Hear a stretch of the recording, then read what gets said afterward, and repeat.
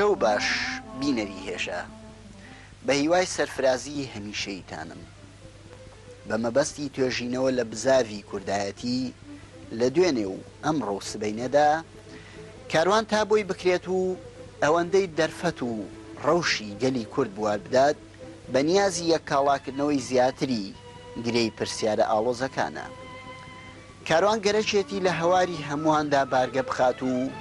بەلایەوە گرنگ نییە کەسەکان چ ڕەنجێکن. بەڵێ دەبێ ئێمەش هێدی و توێژی هاودەمانە بخۆپێنین.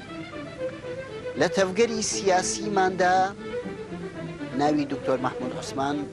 ناوێکی ئاشکرا و سەرنجڕاکێشە. دکتۆر مەحموود ساڵی 1953 کە قوتابی قۆناغی ناوەندی بووە بە ئەندامی پارتی دیموکراتی کوردستان. لە ساڵی 1960 تا هەرەسی شۆڕش لە ساڵی 1975دا ناوێکی دیاری شۆڕشی ئەیلولی گەلی کورد بوو. لە تێهەڵچوونەوەی دوای هەرەسیشدا ئەم لە سەرۆکایەتی بزوتنەوەی سۆسیالیستدا دەستی بەکارکردەوە. ساڵی 1992 لەسەر لیستی یەکگرتن خۆی بۆ ڕابەری بزوتنەوەی کوردی پاڵاوت. بەڵام پاشتر بەشداری ئەو کۆنگرەی یەکگرتنی نەکرد کە پارتی گەل و پاسۆک و سۆسیالیست سێقۆڵی سازیان کرد. هەمان ساڵ کوردستان بەجێ دەهێڵێ و لە لەندەنی پایتەختی ئینگلستان دەگیرسێتەوە. دکتۆر خۆی وتەنی هەرچەندە 40 ساڵ زیاترە لەناو ئەو بەزمەدایە بەڵام ئێستا بێلایەنە و کاری حیزبایەتی ناکات. لەگەڵ دکتۆر مەحمووددا دەگەڕینەوە ساڵی 1961 سەرەتایی شۆڕشی ئەیلول. من ئەو پرسیارم لە زۆر کەس کردووە و وەڵامی پڕ بە پێستی پرسیارەکەم دەست نەکەوتووە. شۆڕشی ئەیلول بۆ دەستی پێکرد؟ ئایا کورد هەر حەزی لە شەڕەت فەنگە یان هۆکاری تر هەبوون بۆ هەڵگیرسانی شۆڕش؟ بۆ پارتی بەو تەوژمە هاتە گۆڕەپانی شەڕەوە و بۆ بە هەمان تەوژمیش کۆتایی پێهێنا؟ وەڵای شۆڕشی ئەیلول وەکو هەموو شۆڕشەکانی تری کورد کە لە تاریخا خوێندوتەوە و بیستوتەوە و دەستپێکردنیشی و کۆتاییەکەشی هەر شەبیه بوو بە شۆڕشەکانی تر. دەستپێکردنی لە کوردیان مەسەن حکوومەتێ یا جێتێ زوڵمێکە لێکە یا دژ دەبێ یەکسەر کوردەکە فێر بۆ دەزاتە چەگەچێتە شاک شۆڕژەکە کە دەزاتە چەکۆچی زۆر لێک ناتەوە زروفەکەی مۆزوعی ذاتی چی یارمەتیدا چێ دۆست دەبێ پشتت چێە پێشت چێە توانات چێە. یعنی تقریبا شۆڕشی ئەیلولی شتێکی وای تیا بوو. طبعا بێگومان شۆڕشی ئەیلول سەبەبی ڕئیسی دەستپێکردنی زۆر واضح بوو. مەسەن لەوە نەبوو دوو تۆپە. شۆڕشی عەبدولکەریم قاسم کە هات بڵێن شۆڕشی هین 4 تەمووز بۆ کورد شتێکی باش بوو چونکە ئەترافی کرد ئەوەڵان بە مادە 3 دەستور کە ئەڵێ کورد و عەرەب شەریکن لە وڵاتەوانە. دووەمین مەلا مستەفا لەگەڵ جەماعەتەکەی خۆی گێڕانەوە لە ئیتحاد سۆڤێتی کە 2 ساڵ لێوە بوون ئیجازەی پارتیدا پارتی دیموکراتی کوردستان بۆ یەکەمی جار حلفی بەغای نەهێش کە حلفی بەغا خۆی لە ئەساسا یەکێ لە مادەکانی دوش بۆ محاصەرەی حەرەکەی کرد دۆزی حەرەکەی کوردی بەینی ئێران و تورکیا و عێراق و پاکستان و ئەمانە. یعنی مدیری معارفی کوردستانی دروست کرد پەروەردە کوردستان کە ئەمانە هەموو شتی تازە بوون بۆ کورد شتێکی زۆر گرنگ بوون زۆر بۆ پێشەوە بوون. لەبەرەوە کورد بە عام تۆستەئیدی ئەو شۆڕشەی کرد و بڕوای وا بوو کە بەڵکو شۆڕشەکە شتێکی لەدەستکەوێت. بەڵام پاشی ئەوەی کە ڕوویدا ئەو وردە سەرکردایەتی شۆڕشەکە سیاساتی گۆڕا بەرامبەر عێراق بەگشتی بنم کە هەموو شۆڕشەکە بریتی بوو لە فکری زەلامێک کە خوا لێ خۆش بوو عەبدولکەریم قاسم بۆ ئەویش بەڕاستی دیار بدەرەخەتی ئەو مۆزە ناهات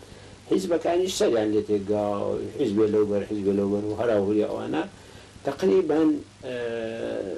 وردە وردە گۆڕا سیاسەتی ئەو مادانەی کە بۆ کوردانرا بوو وردە وردە تەراجعاتی لێکرا وەکو مەسائلی تری عێراق و حرەکەی کوردی وەختە سەرکردایەتی پارتی زۆر هەو بارزانی و سەرکردایەتی زۆر هەوڵیاندا وەفد چووە بەغا چەند جار وەفد چوون مزەکەراتیان تەقدیم کرد داوایان کردکەوە ئەو مادانە جێبەجێ بێ یا قسمێکی عەلەقەل بەڵام بەداخەوە تەجاوب نەبوو و تەسەوورێکی وا هەبوو لای سەرکردایەتی شۆڕشی تەمموز یعنی عەبدولکەریم وان بە تەشجیعی دەوروبەرەکەی کە پیاوی زۆر پێک نەبوون خەڵقی ئەنواعشکە خەڵقی تێکەوت بوو کەوا ئەتوانێ بە قوت حرەکەکەی هیچ نییە حرەکەکەم عەشیرەتێکە وایزانی عەشێتی بارزانە هەڵسا و شتێکەکەوانە ئەمە لە لایکی تیشەوە عەشیرەتەکانی دەور پشتی بارزان هەموو کە دژی بارزان مەشاکلیان هەبووە لە کۆنەوە حساسیات و شت دەستی پێکردەوە چەشیان دانێ بۆی هجومی منطقەی بارزان بکەن و هێزی بارزانوانە و بارزانیش وەکو عەشیرەت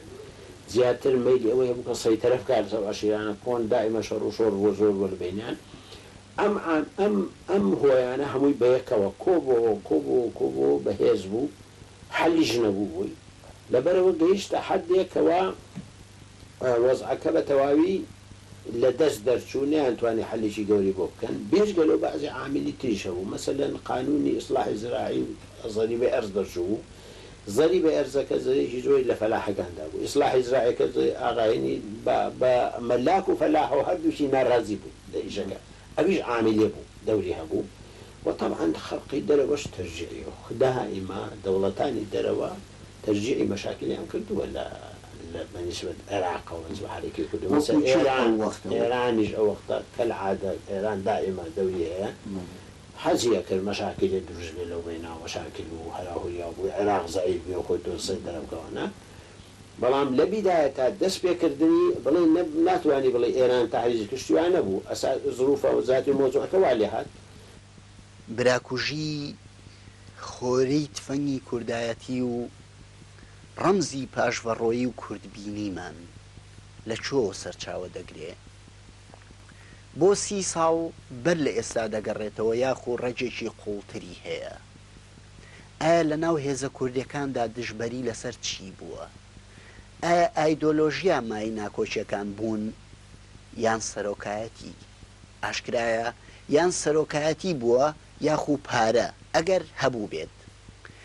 دکتۆر مەحموود عوسمان دەڵێ ڕەجی ناکۆچی و دووبەرەکی لە 30 ساڵ زۆرترە و بۆ ساڵی 1947 دەگەڕێتەوە ئەو وتەنی ئەم ساڵیۆبیلی زێڕینێتی ینی 50 ساڵە سەرانی کورد لە پێناوی حەزی خۆیاندا ئەسپی کوردایەتی دەگلێنن 50 ساڵە کورد مێزی ئەو قومارەی کردووە بە گۆڕەپانی تێکۆشان گرنگ نییە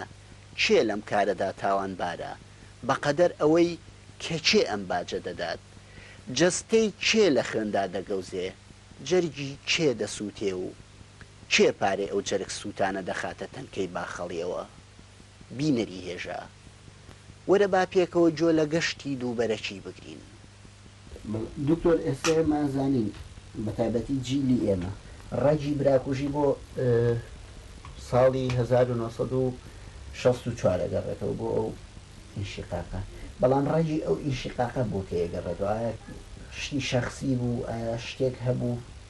کە ئەوانە وایان کرد ڕای ڕەجی ئەو ئینشقاقە زۆر قوڵترە سیروان یعنی منۆکو پێم وتی لە 58ەوە کە منە سوپا بەڕەحمەت بێ هاتەوە دژی قیادەی برای محەممەدوان بوو خۆی بەعالەنی باسیەکە بۆ ئێمەیەکە بۆ خەڵقی تریەکە لە چیوە سەرچاوی ئەگەر ئەو تشایەتی هجا ئەمە طبعا ئەو تشایەتیە مەلا مستەفا بۆ ئێمە بازە کرد من کە لە ئیتیحادی سۆڤێتی بووم برای محەممەد و حەمزە عەبدوڵڵا یاریان بە حیزب کردووە پێشخوان ڕۆژێ ئەم هاتوو ڕۆژێ یەکیان گوتووە، یعنی دژیان بوو بەڕاستی دژ چییە؟ دژی ئوسلوب و شتەکەی بووانە ئیتر کە هاتبەوە دەیویست شتەکان هەمووی بەدەست خۆی بێ بە شێوەیەک بێت طبیعی عەقڵی مەلامسووا عەقڵێکی عام و عەقڵێکی حیزبی نەبوو مەلامسووا ملتەزم نەبوو بە حیزب و بەرنامە و نظام و شت خۆی بە ئێمە وت بێگوو من منهاجم قورئانە نظام داخلیشم حەدیثە شو منهاج نظام هەر ناخۆی حیزبش خۆی ئێوە بەسەد لە مەجلیسە ئای و بە منی ئەو بە تۆی ئەو دەی من کورد هەموو وەکو یەک تەماشاکەم هیچ فەرق ناکەم ئەمە حیزبیە ئەمە حیزبینی ئەمە شێخە ئەمە مەلایە ئەمە چاکەیە و خراپەیە کێ چاکە من پێم باشە و کێ خراپە جوان ئەو نەزرێکی تری هەبوو نەزرێکی عامی کوردی هەبوو بۆ ئوسلوبی خۆی هەرچی حیزبە طبعاً وڵای ئەمە ئەندامە و ئەمە ئەندام نیوە فەرقێنی خۆی ئەوە خلافێکە دائیمە هەیە لەو بینە بێجگە لەوە تەمان نەوەی ویست خۆی مسەیتر بێ ئەوانی ژیان ویست خۆیان سەیتەریانە بێ ما بسەباش سەیتەری کەمتر بێ دائیمە مەشاکیلیان هەبوو وحتى لبيني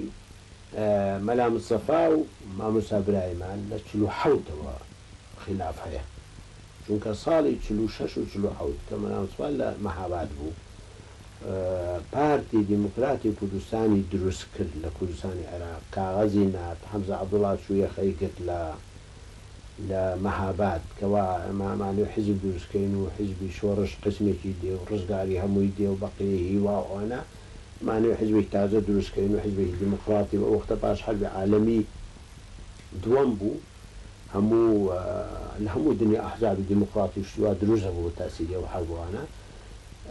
أو وقت أو كذا كين مسيوتي بنيان إنه خلق كواكب يتولى كردستان العراق والتقرير عام صدايش زوري هبو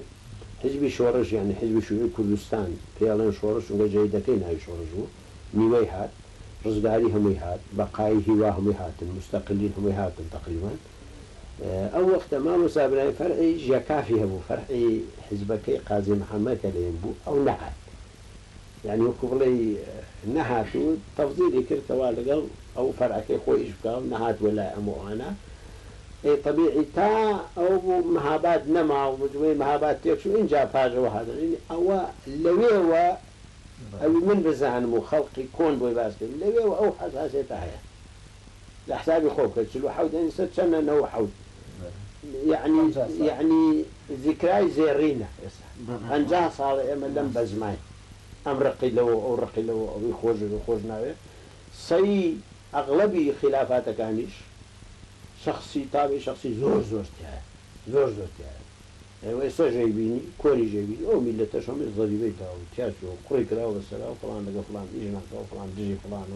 فلان خوجنا وأنا أي نشتي كايبيني استيبيني كون يبيني وإلا بلا فرمو با أوانيك خلاف يعني هبو كون وإستاش با بين بزانم بوما مخنسة كأوزان أيديولوجيا كان تشيبو خلافي سياسي كان تشيبو خلافي أيديولوجي وسياسي واجتماعي واقتصادي تشيبو زيادة خلافك لسر زعامت بو من قائد مياتو طبعا أجر مالية بقوته بس خلافك زيادة بو چونك وقت المشكلة أجر سيطرة مثلا إما كلا شاخ بوين خلاف ما كم تربو چونك كم ما مدزو بلا مثلا كلا شاري وشاري قولوا مدسو وفار زيادة خلاف زيادة لبرو براسي بداخل والزور عليهم دائما طابعي شخصي خلافاتي فردية خلافات زعم دولي زور دائما وكوني خلافات وقوة حكايتي دول درجة يعني دكتور جان دواتر مثلا تو باسی او خلاف او کشتی نیو سرنجرای چه براسی بالنسبة لنوعی مثلا ما مسابقة محمد وكومال جيكاف وبلان دواتر لكونغري بارتيا من أول ملام صلاة بوي باسكتو يعني بوي باسكت چندين جار كأم بيا ولا شلو حوتي شهر وابو چونك هاي ما همو كوبنا أو نيكدو أما خومن لخومن من نيزام شلو حوت من عمرم 10 سال 9 سال ونزام تيبو مالان شيا بومان باس كراو أمستانا أما بما جوما اللي بو جار ودجار ودجار وبيستو لمن بيستو لهم بيستوا إن جاب بو تكريش يا أخي هم يجي توسديك تماشاي كي بلا مسألة كون جار بيجا وجنازة ما جابو بيه بخوار رنگ اللي شو بو خلاف بو دجاري واهبو من الأصفار كدا أنيش بحسي مع مسابرهم يكل شو بو بيا هاد لبستو حوته والنصف ياكل تسلي توابو وايكلو وهاتو أميش بالمقابل كما جالي هبيع سوري نكد ولا دبل ساڵی 1966 مەکتەبی سیاسی کە لە پارتی دیموکراتی کوردستان جودا دەبنەوە دەچنەوە لای حکوومەتی مەرکەزی تا ساڵی 1970 ئەم ناکۆچیە بەردەوام بوو نەک هەر ئەوە بەڵکو شەڕی چەکداری زۆر گەورەشیان لە دژی یەکتر کرد کە ئەوە لە مێژووی نوێماندا بە دەستپێکی کردەی شەڕی براکوژی دەناسرێت. ئایا مستەفا بارزانی کە ئەو دەم هەم سەرۆکی پارتی و هەمیش زۆرینەی گەلی کورد ئەویان وەکو سەرۆکێکی نەتەوەیی پێقەبوڵ بوو تێڕوانینی بۆ براکوژی چی بوو؟ ئەوان بزانە 64 چوونە ئێران بەڵێ بەرزانی چوە سەریان لە ئەوە کورتە پەڕینەوە چوونە ئێران بەڵان کەلعادە مساومەیان لەگەڵ یەکتر نەکردو کورد تەبیعەتی عیبە کورد لە قسەی خۆی بێتە بێسم بە قەرارمەوە لەگە تۆ دانایشم تەواوی تر دانایشم تاکەمووی تیاچێ عەقڵەکە هەنەکەی عەلا ئەی حال چوە سەریان ڕایان کرد چوونە ئاو کورتێ بەینەما ئەگەر حسنی نییە و من هەوە ئەو خلافە بە دوو حیوار حەلە بووە شتێکی وان نەبوو کە بڵێ قابلی حەل نەبێت بەس کە خەڵقە لەگە ئیبانان نیشێت و حەلە بێت هیچ هەنەوە بۆ ئێستا ئەوین ئەو بۆ ئەوان طبعا اتهامی گەوریان بۆ بەرزانی و بۆیان و بەرزانی بە سێ و پرتەقال فرۆشتۆتی و لەگەڵ عەبدولسەلام عارف ڕێکەوتووە نەبوو 64 اتفاقێکە هەبوو اتفاقیەتە المشیر بارزانی بەیانیان دەرکە دووشیان کرد بەرزانی تەسلیم بوو و بەرزانی لەگە عەبدولسەلام ڕۆی و کوردی فرۆشت و کوردەوا و طبعا ئەوە هینیان بوو کە شەڕ دەستی پێکردوە لەوێنی ئێمە حکوومەت بدایەتی 65 بۆیان دەرکەوت کەوان نییەوە شەڕ و تێکچوونەوە لەگە حکوومەت و قسەکانیان وا دەرنەچوون تەسەوڕەکانیان وا دەرنەچوانە اتصالاتیان کرد کەوا ئەوێ بگەڕێنەوە ئەو وەختە ئێمە وەفدێک چوو بۆ محەمەدان بۆ لایەن کاگنی شاوێش بە ڕەحمەت بێ کاک عەلی عەبدوڵڵا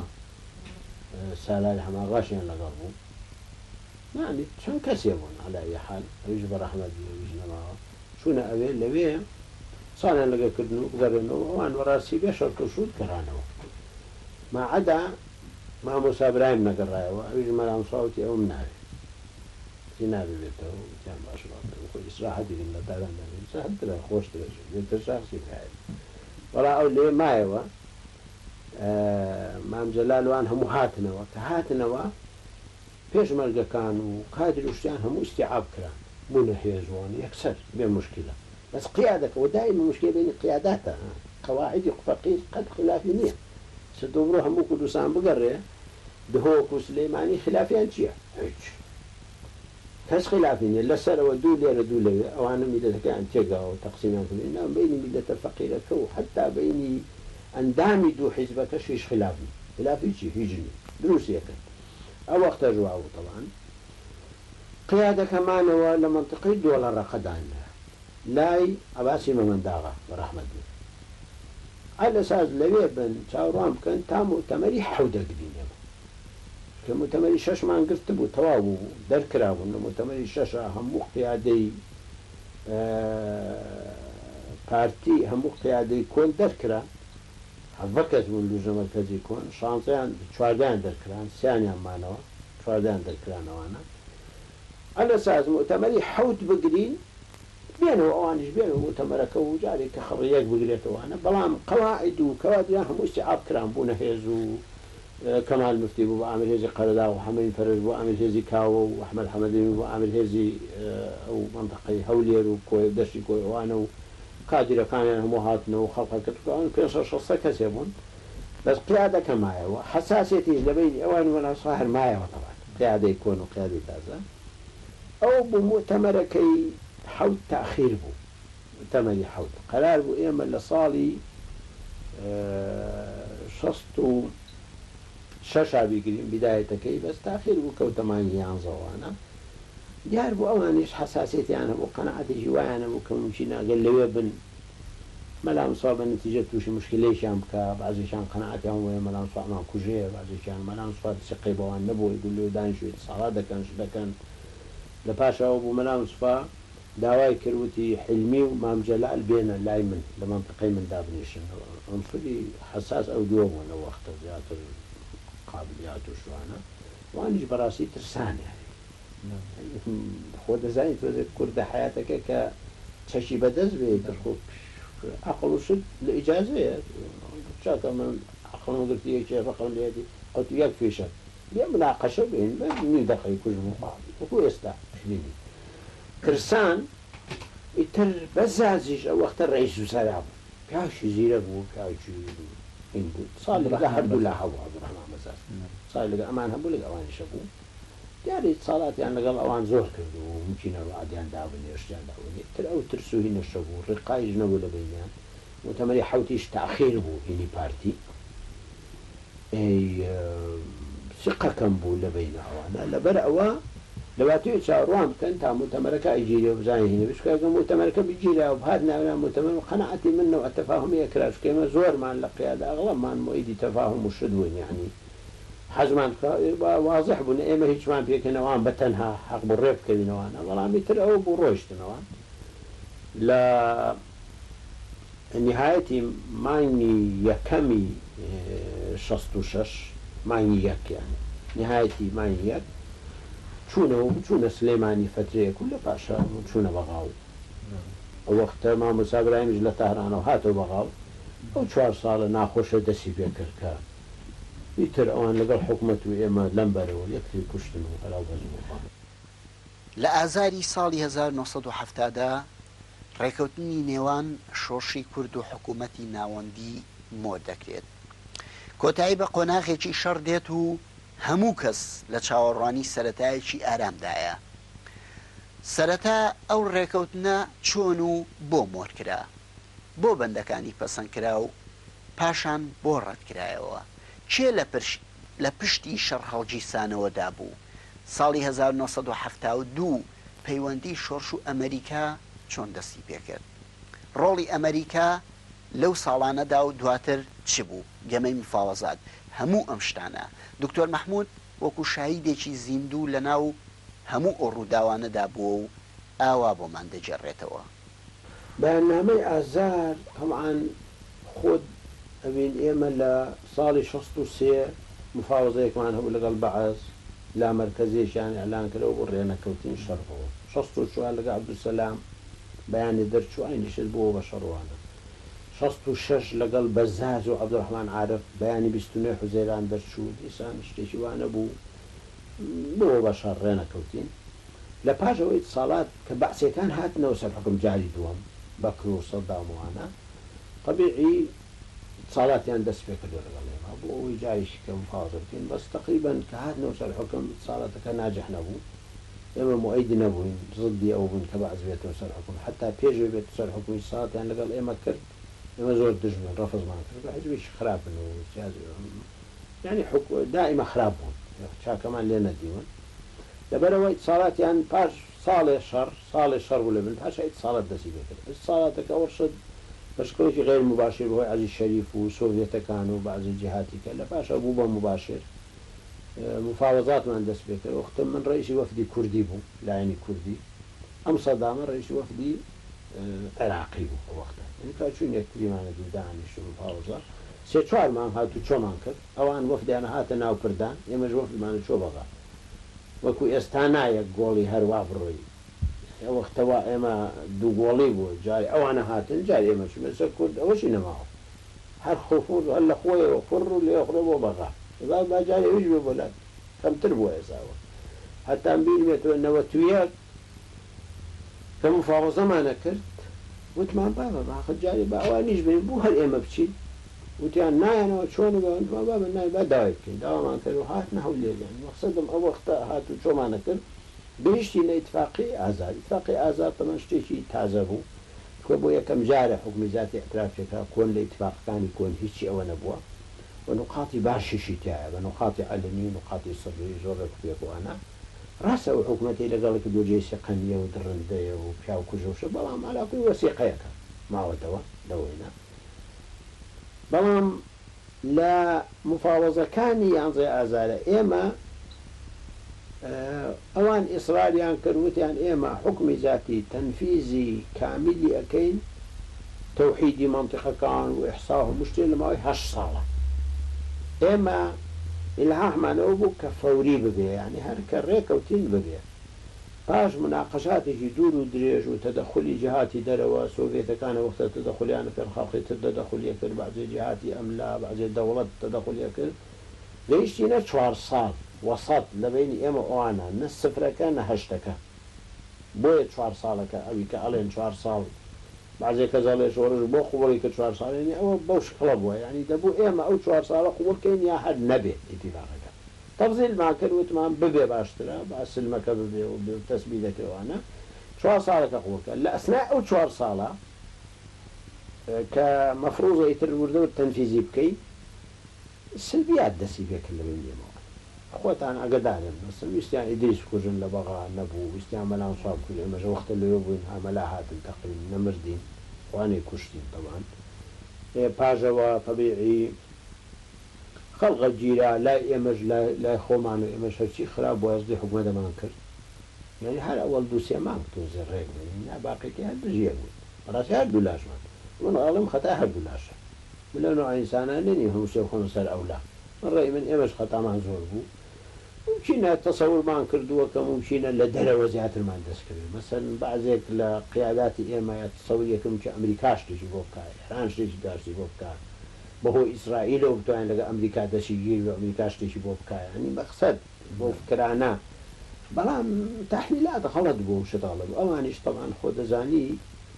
زۆر شتیان بۆ ئێمە ئەکرە گەردمان ویستایە لە ناحەی تعلیم ناحەی سەحە ناحەی ئەعماشت بەڵام ئەبوو سیاسیەن لەگەڵیان بی وانە هەنووت يعني مهمەوەی ئێمە قیادەی سیاسی عێراقیەوە تەئیدمان بکەن لەوە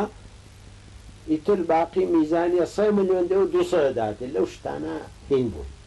قیادەی سیاسیشی بەعز قوڵکردن سەهل نەبوو لەو بارەوە لەبەرەوە وردە سلبیات کۆبەوە حتا گەیشتە ئەوەی کە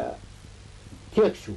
چونکە ئێمە لە ساڵی 72 بەولاوە دیسان جارێکی کە ئیتساڵاتمان لەگە ئەمریکا و ئیسرائیل و ئێرانەوە دەستی پێکردەوە ئەوانیش ئیتر کەوتنەوەی لەگەڵ سۆڤێت معاهدەیان کردەوە ئیتر هەردوو لات تەهی ئەمانە کرد بۆ شەڕەکە بەڕاستی هەردوو لە ئەوا ڕۆشتمە لە وەزیر و مەزیرمان هەبوو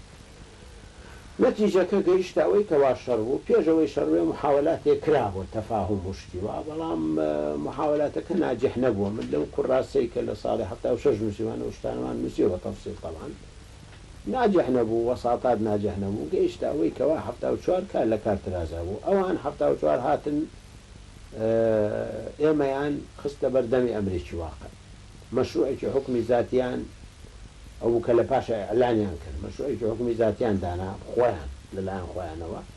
ئێمە مەشروعێکمان هەبوو ئەوان مەشروعێکیان بوو پاشی ڕێنەکەوتین ئەوان مەشروع خۆیان وتیان ئەمە مەشروعی قانونی حکمی زاتی ئەمە قبوڵکەن لە پاشا کە قوبوڵتان کرد اینجا دانیشین بەیەکەوە تەحدیدی منطقەی کوردیەکەن ئێمەش مشکلەکەمان تەحدید منطقەی کوردی بوو ئێستاش مشکلەکەمانەوە یعنی ئێستاش ممکنە حکومە زۆر شت بدابێتەوە بەس جا من کە لە سلێمانی دووهۆک و هەولێر بمداتێ من نامێ منێ کەرکووی شتیاوێ سنجا خلافەکەمان ئێستاش لەسەر منطقە ئەساسە ئەو وەختە حکومەت بە ئێمەیە و ئەم قانون و هینە قوبوڵکەنەوە اتفاق بکەین لە پاشا داعانیشین تعدیلی منطقە بکەین ئێمەش ڕێیمان وا بوو کە نەخێر پێشەوە اتفاق بکەین دەبێ هەردووکی بەیەکەوە بێ دەبێ بڵێن ئەم قانونە لەم منطقەیە جێبەجێ بێ ئەمە منطقەکەیە ئیتەوە بوو تێکچوین و ئەوانیش دیار بوو قەراری شەڕیان نابوو هەر لە مؤتەمەری قوتری هەشتەمیانەوە دیار بوو ئێمەش زیاتر طبعا تەوەقوعمانە کرد کە میشە لە شەڕەکە بتوانین فایدێ بکەین خارج سامان لەگە ئەمریکا بەیا کرد بوو شتیوامان کردبوو ئیتر ئەو تەقیەوە بۆ شێوەیە ساڵی 72 کە کۆمەڵێشتی تازە هاتە ناو ئەو پەیوەندی شۆڕش و ئەمریکا وەکو جەنابتان ئیشارەتان بۆ کرد دروست بوو ڕۆڵی حیزبی شیوعی چی بوو لەو ساڵانەیە 72 بەدواوە و لە شەڕەکە وەڵا ڕۆڵی حیزبی شیوعی مەیلە حکوومەتی عێراق بوو چونکە سۆڤێت معاهدەی کرد لەگەڵ عێراق کۆرسجین هات نەفتی ڕومەیلەیاندا بە سۆڤێت تر شیوعی گۆڕە دەزانی شوێ و زمانە سۆڤێتی بوو تا ئەوە بوو لەبەرەوە ڕۆڵی حیزبی شیوعی خراپ بوو بەڕێی من یەکسەر چوون جەبهەشیان کرد لەگەڵ حکوومەت جەبهەی بەعز زۆر تەرجیح ئێمەشیان کرد کە ئێمەش بچینەوە نەچوینەوە وەختە چونکە ئێمە ڕەبتمان کوتمان ئەگەر اتفاقی ئازاد جێبەجێ نەبێت جێبە چۆ بکەین ناتوانین بچێتەوە بوو نەکلکی حکوومەت و فترەیەک ئەوانیش دەوری خۆیان دی و خراپیش بوو بەڕێی من حەق نەبوو بچن خۆیان لێ پەشیمان بوونەوە لە پاشا بەڵام چوون لەگەڵی بوون بۆچی چوون چونکە حکوومەت لەگەڵ سۆڤێت ڕێک بوو معاهدەیان هەبوو نەوتی ڕومەیلەیان دابوونێ ئیتر کەوتنە ئەوبەر حیزب شیوعی ساڵی 1974 شەڕی نێوان کورد و حکوومەت دەست پێ دەکاتەوە شۆڕشی کوردستان زیاتر لە 100,000 پێشمەرگەی هەیە، بەڵام پشتی گەورە ئێرانە. پلان چ بوو بۆ دەستپێکردنەوەی شۆڕش؟ چاوەڕوانی چی دەکرا؟ گەلۆ پەیوەندی نێوان شۆڕش و ئەمریکا بۆ هەر بەنهێنی مایەوە؟ شەڕەکە وەکو بوو بە تووشت بوویان دەبوو شەڕەکە بکەیت طبیعی ئەگەر بدویستە شەڕەکەنەکە دەبوو لە هەفتاوە حسابی ئەو بکەیت بە هەفتاوە بە شکلت تەسەڕف بکەیت کە هەموو شتێکین لە بەعضێشت دواس بێنی بە تەنازولاتی ڕێکەوی بە شکل بەڵام کە لە هەفتاوە نەتکرد لە هەفتاوە چوار نەدەتوانێت تر مەنعی بکەیت کەوت هجوومی کرد دەسەر تۆش شەڕە کردەوە طبعاً بەو شێوەیە بوو. دراسات ئەو وەختە کورد قیاداتی کوردی ئومێدێکی گەورەی بەوە هەبوو کە نەتەنها ئێران لە ئیشەکایە ئەمریکاشی تایە وەکو پێم وتی لە هەفتاوە دوێمە عەلاقەمان لەگەڵ ئەمریکا هەبوو، ئیسرائیلیشی تایە کە موچینە قیاداتی کورد تەسەوەری وایە کرد کە موچین ئیسرائیل قەنەعات بە ئەمریکا بکا بێتە پێش وەکو لۆبی سەهیۆنی و ئەوانە ئومێدێکی معینی بەوە هەبوو، بەڵام لە عینی وەختیشا دیراستێکی ورد و دقیق نەکرابوو کە هەموو شتێک چۆنە بێ و چۆن نابوانە ئەوە بوو کە دەستی بێکردەوە شەڕەکە بەڕاستی دەرچوو ئومێدەکەی کە ئێمە هەمان بوو ئومێدێکی سەهین نەبوو وا دەرنەچوو یانی چونکە واضحیش بوو دەبوو پێشەوەی کە شەڕەکەش بێ معلوم بوو ئەوە ئێران ئەساسە بەنسبە ئێمەوە ئەمریکا و ئیسرائیلوانە کە عەلاقە لەگەڵ ئێماکەن ئێران کە وەستانی ئەیوەستێنێ ئەوانیش وەستێنن وەکو چۆن ئێستا تورکیا شتەکان بوەستێنێ تەواوی تر باقیەکەی کەژەوەستی عینیشت بەس دیارە قیاداتی کورد تۆزێ لە تەقیمی ئەوە زەعیف بوون یعنی وەکو ئەڵێن کوردبین بوون زۆر بەڕێک پێچینیان نەکرد غەڵەت بوون لە تەقیم شتا بەعزێ غەڵەت کرا ئێتا ئەو شەڕە دەستی پێکردو بەو شێوەیە لەبەرەوە توانین بڵێین شەڕ دەست پێکردنەوە کە تووشت بوو نەدەتوانی لێ ڕاکەی و بڵێم دراسەتی ورد کرابوو بڕوا ناکەم یعنی زۆر ناتوان بەڵام تەڵان کەم و کوڕی هەبوو لە دراسات و ئەوی چێ دۆستە و چێ دوژمنتە و کە شەڕ کرچێتی دەکاوچێتی نەقوەتی حکومەت چە لەهێ خۆت چەنە نەقس و شتمان هەبوو لەوا بەتاکید. ئەی جۆری پەیوەندەکەی شۆڕشی کورد و ئەمریکا چۆن بوو؟ جۆری پەیوەندەکەی شۆڕشی کورد و ئەمریکا لە تەمووزی 1970 دەستی پێ کرد. ئەو وەختە کە سۆڤیەت معاهدەی کردبوو لەگەڵ حکوومەتی عێراق شا زۆر ترسا بوو ئێران زۆر ترسا بوو مەلا مستەفاش بەڕەحمەت بێ زۆر ئیلحاحی لەسەر ئەمریکا ئەکرد کە نێتە ناو ئیشەکەی ئێمەوە ئەساس زۆر لەو بەرە ئەمریکا لەمبەر بێ لەبەر ئیلحاحی مەلا مستەفاوە لەبەر ترسی ئێران خۆی ئێرانیەکان ساڵێن بە ئەمریکیەکان کرد کەوا ئیتساڵ لەگەڵ ئێمە بکەن ئەو بوو نیکسن و کیسنجەر کە هاتنە تەهران مانگی 5/72 لە ڕووسیا گەڕابوونەوە شا پێیوتن ئیتساڵی پێکردن و قەناعەتی پێکردن ئەوانیش داوایان کرد کە وەفدێکی ئێمە بچێ بۆ ئەمریکا بۆ ئیتساڵ دروست کرد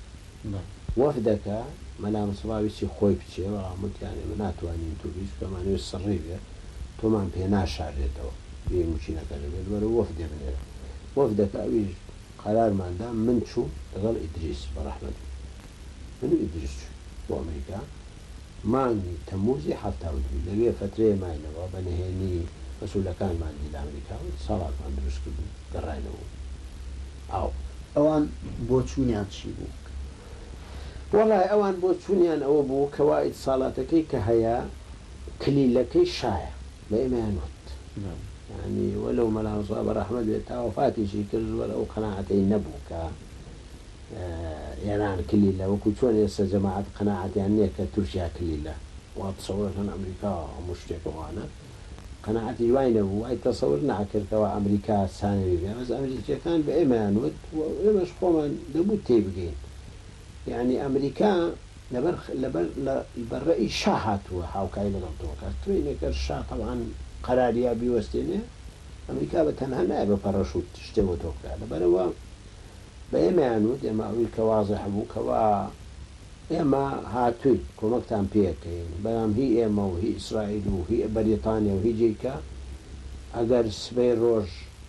شا شتێکی و کلیلەکە زیاتر شایە ئێوە بێ لەگەڵ ئەو زیاتر تەمام بکە چونکە وڵاتەکە ئەوێ و جوغرافیا ئەوێ و حدودەکە ئەوێ و بەو شەکڵیان وت یانی نەیانوە کەوا ئێمە هەموو شتێکتان بۆ بکەین شتێ بەڵام عەلا کولێن علاقەکەی کە لەگەڵ ئێمە دروستیان کرد بەڕێی من ومێدێکی دا بە کوردەکە مادەم ئەمریکا علاقە هەبێ دیارە شتێکەیە بەڕێی من ئەگەر مهم نەبوو دەبوو نەیکەن لەگەڵمان دەوڵەتی گەورە دەبێ احترامی قسە و ڕێی خۆی بدرێت ئەگە بزانم من هیچ بۆ تۆ ناکەم بۆ علاقە لەگەڵەکە بۆ هەڵدخەڵەتێم علاقی بەڕێی من ئەوەیان لەوە خۆشیان لە باشە ئەمریکیەکان کە دیراسەتی ئەو وەزعی ئەمریکایان کرد و قەراری ئۆستن پایک و کۆنگرس خۆی لوژنەی کۆنگرس نووسیارە مۆخەکە بێ ئەخلاقی بوو لا ئەخلاقی خۆیان چونکە مادەم تۆ هیچ بۆ کوردەکەی بۆ علاقی لەگەڵەکە بەڵێ نایکەم لەگەڵ تو یعنی تۆزێ لەوا طبعا بەڕێی من حەق نەبوو علاقەکە بکەن کە کردیشیان دەبوو تۆزێ حسابێ شتێ بکەن بەزەوە بودیت بە علاقەکەشیان کرد و هاوکاریشیان کرد لە پاشا کە شاو سەدام لە ئیتفاقی جەزایر ڕێکەوتن کیسنجەر تێیان کردنی ئەمەش لەو بووینە صاحیەوە لە مەجای علاقەکە ئەوان وعدی چیاندا بۆ ئەمریکیەکان وعدەکە لە علاقەکە لە بینە ئەوە بوو چەکیان هەندێکەدا بەهۆی ئێرانەوە تەبێنی پارەیان هەندێکەدا پارێکی زۆر کەم هیچ شات زیاتر وتەوەن لە ئێوان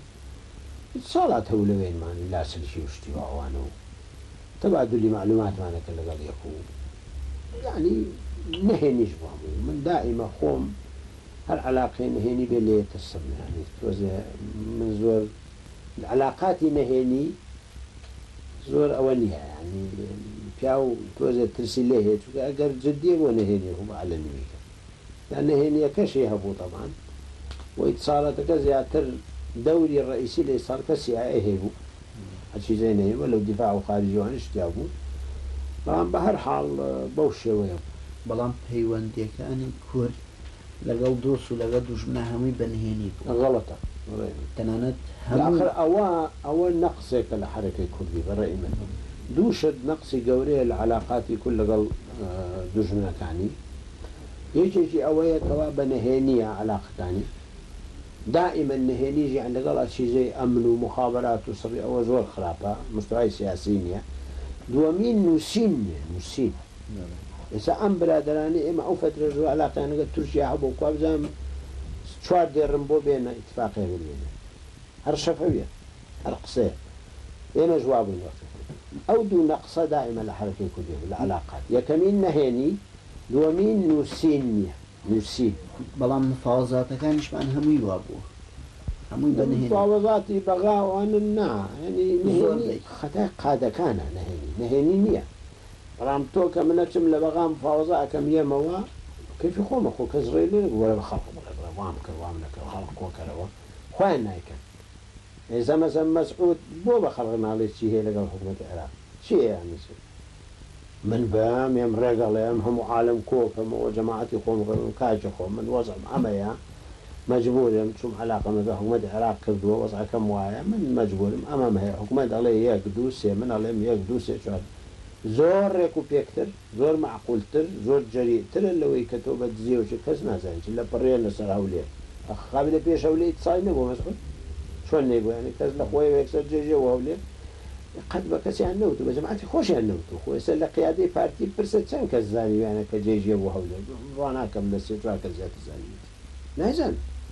مەسەڵەن ئێستا ئەو هەموو ئیتصالاتی مام جەلال وان لەگە ئێران کردویانە تا ئەوراقەکان کەشف نەبووە ئەو نییە جان تاکەی جەبار فەرمان گیراوە و ئەوراقەکانی مامزای پارتی بڵاویەکاتوینە کە خۆش نەیزانی وشتن بەڵام بێڵێن باشتر مەسەڵەن میلەتی کورد حەقی هەیە ڕێی بدا لەوێ علاقە لەگە ئێرانەکەی خۆ ئەوی تیا کوژە ئەوی تیاچی ئەویە لەگە تووشیا لەگە ئێران ئەو شتانە بەڕێی من کە قیادات ئەیکەن بەنهێنی باسی ناکەن خراپە وەزارەتە و حەقیان نییە وا بکەن ڕۆژی 5/3/1975 ڕێکەوتن نامەی نێوان ئێران و عێراق ڕاکێندرا کە بەرهەمی چەندین کۆبوونەوە دانیشتنی یەکجار نهێنی لەوە بەربوون بە پێی ئەو ڕێکەوتنە عێراق نەک هەر لە پێناوی تواننەوەی شۆڕشی کووردە سازشی بۆ ئێران کردبوو بەڵکو پێی بە کەرامەتی خۆشیانە و زۆر سەروەری دەوڵەتەکەی بۆ ئێران پێشێل کرد بەرامبەر بەوە ئێرانیش بڕیاریدا کە هاوکارێ مادی و سەربازیەکان لە شۆڕشی کورد ببڕێت و دەرگای سنووریش دابخات عێراق لەو باوەڕەدا نەبوو کە ئەم کارە دەبێتە هۆی لە ناوچوونی تەواوی شۆڕش بەڵکو بە هیوای ئەوە بوو کە بەم کاری شۆڕشی کورد لاواز بکات. بەڵام شۆڕش و سەرانی کورد لە چاوتروکاندنێکی بەلەزدا بڵاوەیان لێکرد و کەس نەیزانی زیاتر لە 100,000 پێشمەرگە چۆن بڵاوی پێکرا و ئەو هەموو چەک و سامانەی شۆڕش کوێوە چوون. دکتۆر مەحموود عوسمان ئەو ڕۆژانە لە ناو ڕووداوەکاندا بوو و بەم شێوەیە ئەو چیرۆکی مەرگەساتە دەجێڕێتەوە. ئێمە کە لە ڕۆژی 27 شوبات ئێمە چوون بۆ تاران لەگەڵ بارزانی بەڕەحمەت بێ بەڵێ 75 هەژاریشمان لەگەڵ و هەژاری شاعرەوەش بەڕەحمەت بێ نەماوە تەوان وەفد بووین چوینەیەن تەوان مەشاکلمان هەبوو لەگە ئێرانیەکاندا ئێمە چوینەوە هاتین چەک بێنەوە پارێەوە هینە و سیاسەت و ئەو شتانە بەڵێ چوین بۆ ئێران بەڕاستی ئێمە بیستە بوومان قیادەی کوردی بیست بوومان ئێران و عێراق بازێ هینیان هەیە پێیان وتبین لە ئەستەمبوڵ کۆبوونەوە لێ بەڵام ئینسانی ئەترا بە واقع بکە چاچی تێنەگەشت یعنی بە قۆڵی بیرمان لێ نەکرد بۆ تەسەورمان نەئەکرد بەو شکڵا ڕێبکەوت کە ئەوەش تەقسیرێکی سیاسی خۆمانە ینی ئەو هەموو دانیشتنوشتە ئەو هاتوچوونە ئێوە ئەووامان ئێمە بە جددی وەرمانگرتە بوو بەڵام نەمەعلوماتی تەوامان هەبوو لەسەری بە زۆر نەهێنی بوو. دووەمین نەتەسەورمانە کرد کە بەو دەرەجەی ڕێبکەون کە ئەوان واز لە کورد بێن و بە تەواوی شەتڵ عەرەب و بە معلوماتمان نەبوو. وەسیامین جیهەتەکانی کە ئەمان دینێمە ئەمریکیمانەدی ئیسرائیلیمانەدی ئێرانیمانەدی لەولاوە تەوان جیهاتی عەرەبی و غەیری عەرەبی وایان نەئەوەتێن تەسەوریانە کرد کە موچی نەشتێ بێ بەڵام وانە بەو دەرەجێ بە هەر حاڵ خۆشمان کەل عادە کورد قەت دانانیشێ بە وردی دراسەتی شت بکە مەسەڵەن بڵێم 4 خەبیر بێنم بڵێم کاکە وەرم بۆ بنووسن دراسەتی کەن ئەمە چێکی نییە ئیتر وامان تەسەور ناکرد کە ئیتفاقەکە بوو ئەو بوو ئێمە لە تاهران بووین کە لە تاهران بووین پێشەوەی ئێمە لەوێ ینی هەر لە تاهران ما بووینەوە وەختە داوامان کرد شاب بینین وتیان سەفەری هەیە بۆ جەزائیر کە چوو بۆ جەزائیر هاتەوە اینجا ئەتان بینی وتمان باش ئەو وەختە سادات وتی ئەمەوەیەکێ لە قیادەی کوردی ببین هەروە سادات نردی بە دوا ئێشێکە ئێمە لە تاران بووین مەلام سەڵا وتی با سامی بێ بچێ ببینی سامی دەهێن بوو لە کوردستان بۆ وەختە نردوان بە دوایە سامی عەبدوڕەحمان هات لەوێەوە چوو بۆ مصر چوو لێ ساداتی دی و حەسەن هەیکەلی دی و چێ دیوانە پێیان وتبوو تویان اتفاقە بێت بینی ئێران و عێراق سادات پێت بوو بەڵام اتفاقەکە بۆ ئێوە زەرە بەڵام زەرێکی گەورە نابێ و نانی خەڵقەکەی کردبوو ئاخر ئەویش نەوەهینێکە دەڵان سامی هاتەوە ڕۆژی 5 مانگ 4 مانگ 5 مانگ بۆ ئێمەی باس کرد بۆ شەو اتفاقەکە بوو 5 لە 6 بوو ئاخر اتفاقەکە پێم زاکە ئەلان کرا کە اتفاقەکە بوو تەڵان ئیعلان کرا باس کرا و عالم باسی شەشی سێ اتفاقەکە بوو کە ئیعلان کرا اتفاقەکە تقریبا مەلا مستەفا زۆر قەناعەتی نەبوو کە ئەو اتفاقا بێتە هۆی واز لە ئێمە بێن و هین بێنن چونکە ئەیوو ئەمریکا لە ئیشایە ئەمە نامساو پێم وتی قەناعەتی نەبوو کە ئەمریکا سانەوی وێزە ئەمریکا ڕئیسیە شاوان سانەوی قەناعەتی وا بوو دەڵام وتی چونکە ئەمریکای تایە ئێران ناتوانێت بە کەیفی خۆی شت لەگە ئێمەکە وتی ئەگە ئێران بێ بەتەنها خیانەتمان لێکە ئەسپا زۆر بڕای بە ئێران نەبوو هیچ وەختێک بەڵام وتی چونکە ئەمریکای تایە ئیسرائیل ممکنە ناتوان بەکەی بخوانە مشتێک لەبەرەوە زۆر مقتەنع نەبوو کە ئیشەکەمان هەمووی تێکەچێ پێی ئەو بوو ڕۆژی دووەم بەرقێمان بۆ هات لە ئیدریس و مەسعودوان کە لە کوردستان وتیان بابە جێشی ئێرانی ساحب بووە ئەوی تۆپەکانی تەقان ساحب بوون سلاحەکانی ساحب کردووە وەزعەکە بەرەو ئەوە ئەڕواکە نهایی واز بێنن ساڵمان بە ئەمریکیەکان کرد بۆ ئەمریکیەکان وتیان مۆخت خۆی پێمان وتون شا ئەساسەوە یعنی وازح بوو اینجا ڕۆژی دووەم قەناعەتێ بەیا بوو کە بەڵێ شتەکە خەتەرە و مەسەلەکە بەو شێوەیە بوو ئێتە ئاوە جا باشە ئێوە کە چوونە تاران لەوێ شاتان بینی بەڵێ اینجا ئێمە دوانزەی مانگ شاماندی 12 سێ ینی گەڕایەوە لە ئیتفاقی جەزایر اتفاقەکەی کردبوو ئێوە هەش گەڕایەوە ئێمە لە دوانزەی مانگ مەلا مستەفا بوو کاک شەفی قەزاز بوو شەفی قەزاز ئەو وەختە نوێنەری ئەمە بوو لە تارە کاک مەحسین دزەی بوو منیش بوو ئەو چوارەوە کە شاماندی ڕۆژی دوانزەی مانگ دیمان دوانزەی ئازار زانزەش گەڕاینەوە بۆ منطقەی خۆمان شاچی پێوتن لەو دانیشتنە وەڵای لەو دانیشتنا شاتەمان شەرحی کرد وتی من 42 ساڵە خلافم هەیە لەگە عێراق لەگەڵ حتا لە نوری سەعیدەوە تا ئەمسەر لەسەر شەوت العەرەب و لەسەر فڵانس و لەسەر فڵانس و بەڵام ئێستا خلافەکەم توانیمانە حەلی بکەین خلافی 42 ساڵم حەل کردووە و ئەم خلافەکە حەل بوو ئیتفاقی جەزایر کراوە کە ئیتفاقی جەزایرش کراوە من لەمەوە دوان ناتوانم وەکو جاران ئیتصال لەگە ئێوە بکەم حدودیشتان لێدا ئاخەم یعنی نەیگو داخەم بەزوتی یعنی ئەو ساڵی کۆن نامێنێ وەکو جاران تۆ ئیلتیزام کردوشتم کردوانە و ناشێڵین لە ڕێ ئێمە خەڵقی کە بێتوانە وەکو جارانێ کابێ ئیلتیزام بکەین لەگە عێراق اتفاقمان کردووە کە ئێمە یارمەتی ئێوە نەدەین شتێکی وا لە بابەتە ئێوە سێ ڕێگەتان لەبەرە ئەتوانن بچنەوە لەگەڵ لای سەدام موعدمان لە سەدام وەرگرتووە کەس ناکوژێ یعنی کەس ناکە وەکو عەفوی عامەکە شتێکەیە دەتوانن بێنە ئێران لە ئێران منە لاجێ و پاش 5 ساڵە توان جنسی ئێرانی ژوەرگە بتانەوێوانە قسمێکتان دەشتوانن لە شاخ بمێنەوە شەڕفەکەی خۆتانەیە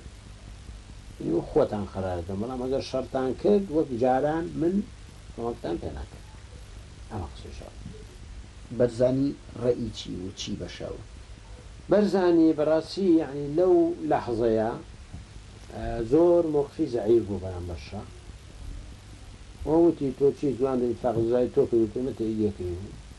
ئێمە هیچ مەطلەبێکی معەیەنمان نییە و خۆی وا نەبوو ناو دڵی بەڵام یعنی وا بەو شەکڵاوتیوانە و زۆر بە هینە و ئێمە تۆ لەگەڵ ئێمە لەگەڵ تۆی و ئێمە وای ئەوانە و مەجموعەیە هینی وت بەڕاستی زۆرمان پێ ناخۆش بوو ئێمە هیچ معنای نەبوو پێویست نەبوو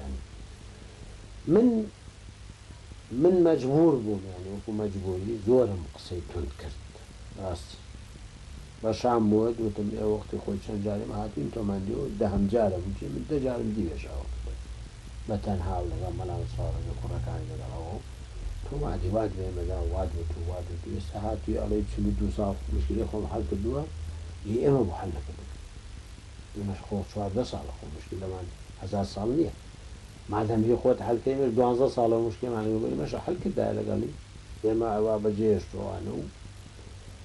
تند بوو من زۆر یعنی زۆر پەست بوو بڕوا بە حەزیش مەکرد لەو دەرجا شتێکم بمگرن شتێنی و پیا و سومعەشی باشترەوە یعنی گرتیان یعنی وەکو نیە شەڕمە فرۆشت پەست بووم بێتاقەم زۆر تێکچوو وەزەکەمان وەڵا بەو شکڵە وتم لەبەرەوە ئێمە داواکەین کە چۆن مشکلەکانی خۆیان مشکل ئێمە حساب بکەن کە دانیشن لەبینی خۆتانەوە دەورێکمانی و هەل لە قەلبابە وا بکەن اتفاقی 74ەکەی کە نەمان کرد ئەومان لێ قوڵکەن و با بە قیر و سیاوەنیە شتێ بکەین وتی ناوتی هیچ شتێک لێوە قوڵ ناکەن ئەگەر بچنەوە عێراق هەواچنەوە کو نەفەر بوو